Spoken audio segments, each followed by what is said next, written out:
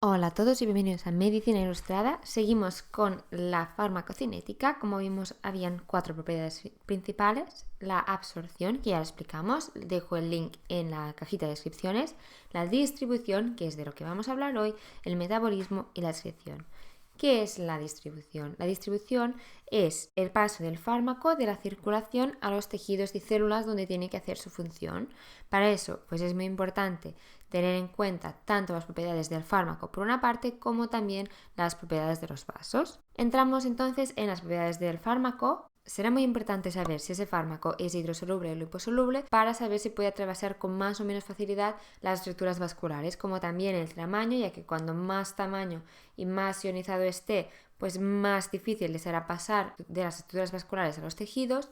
Y también será muy importante saber la unión a proteínas. Muchos fármacos de los que administramos se unen a proteínas. Esta unión a proteínas puede ser tanto a proteínas circulantes en plasma. Muchos de los fármacos se unen a la albúmina y lo que pasa es que al unirse a la albúmina no se pueden distribuir porque no pueden salir de la circulación. Por lo tanto, se encuentran en la circulación, es decir, hay fármaco en la circulación, es decir, en el cuerpo, pero no puede distribuirse, por lo tanto no puede llegar a su diana. Si la unión a proteínas es muy elevada, lo que crearemos será un reservorio de este fármaco que tardará más o menos en actuar. Por otro lado, también puede unirse a proteínas de tejidos, es decir, se puede unir tanto a proteínas como a los lípidos y los ácidos nucleicos de los tejidos. Esto también hará de reservorio. ¿Por qué? Porque se queda unido. Es decir, tenemos que tener el concepto claro de que este fármaco, es decir, este principio activo que nosotros hemos administrado, tendrá que llegar a una célula, a un receptor, a la célula diana. Si no puede llegar porque se encuentra unido pues a la albúmina o en este caso en el tejido, no dejaremos que haga su función porque no podrá llegar al sitio. Por lo tanto, cuando se une a la albúmina queda reservorio y no pasa nada, pero en cambio cuando se une a tejidos lo que pasa es que si esta unión es muy elevada se puede causar toxicidad y es muy importante tenerlo en cuenta. Hemos visto hasta ahora los factores que involucran las características del fármaco, pero también tenemos que tener en cuenta las características vasculares, que serán muy importantes. ¿Por qué? Porque tienen que dejar pasar este fármaco para llegar a los tejidos y células. Del componente vascular, ¿qué tenemos que tener en cuenta? Pues primero de todo el flujo de sangre, es decir, cuanto más flujo de sangre haya, más rápido llegará el fármaco a su sitio de acción. El flujo de sangre viene determinado por el gasto cardíaco y es diferente en diferentes partes del cuerpo. Por ejemplo, encontramos sitios en el cuerpo con un elevado flujo de sangre, como por ejemplo en el cerebro, el hígado o los riñones, y otros con bajo flujo de sangre, como por ejemplo el tejido adiposo, la piel y las vísceras.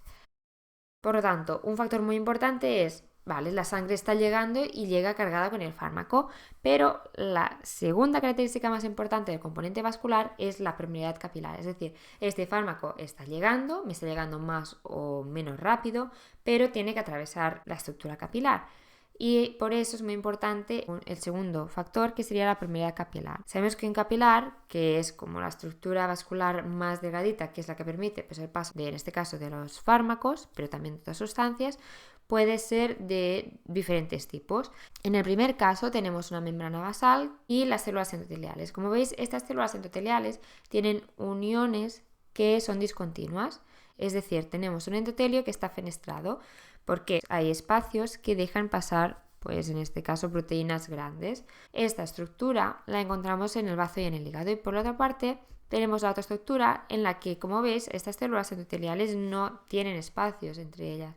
¿Por qué? Porque tienen uniones estrechas. Estas uniones estrechas no permiten el paso de proteínas muy grandes, ¿vale? Como en el otro caso. Y en este caso, si queremos que el fármaco atraviese esta estructura, tiene que ser transportado por transporte activo, es decir, que transportadores del propio endotelio permitan el paso, o por otra parte, que sea muy liposoluble, que por lo tanto pues, pueda fusionarse con la membrana celular del endotelio y por lo tanto atravesarlo. Por lo tanto, en este caso no podrán atravesar estructuras muy grandes. Además, también encontramos por fuera de la membrana basal unas estructuras que se llaman pericitos, que esos pericitos pues también hacen como de doble barrera de filtración y que harán más difícil el paso de esas estructuras. Este tipo de capilar lo encontramos, por ejemplo, en la placenta, es decir, tiene unas estrechas, y también en el cerebro, sobre todo por los pericitos. Por lo tanto, hasta ahora hemos visto las características del fármaco y las características vasculares, ¿vale? Pero ¿qué más influye en la distribución del fármaco? Pues como vemos es distribución. La distribución tiene que ver con un volumen. Es decir, si una persona presenta edemas o tiene más peso o más líquido, esta distribución pues será de un modo u otro, y es muy importante tenerlo en cuenta. Pero no entraremos más en detalle. Aquí simplemente quiero nombrar el volumen de distribución, que el volumen de distribución es un concepto que se utiliza bastante, sobre todo en la farmacocinética, porque nos dice el volumen necesario para contener la cantidad total del fármaco en el organismo en la misma concentración del plasma. Y puede seguir pues, un volumen de distribución monocompartimental, es decir, que nosotros administramos el fármaco y que se distribuye por todo el cuerpo de manera igual, o puede ser bi o tricompartimental. Y esto ha sido todo. Espero que os haya gustado el vídeo y nos vemos en el siguiente vídeo.